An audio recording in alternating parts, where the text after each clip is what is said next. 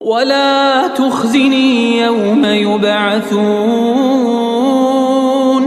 يوم لا ينفع مال ولا بنون إلا من أتى الله بقلب سليم وأزلفت الجنة للمتقين وبرزت الجحيم للغاوين وقيل لهم أين ما كنتم تعبدون من دون الله هل ينصرونكم أو ينتصرون فكبكبوا فيها هم والغاوون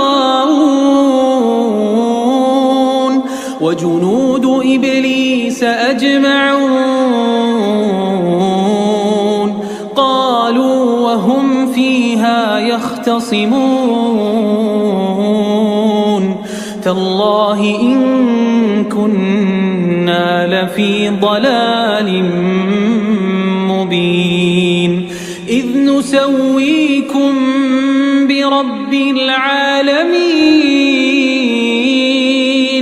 وما أضلنا إلا المجرمون فما لنا من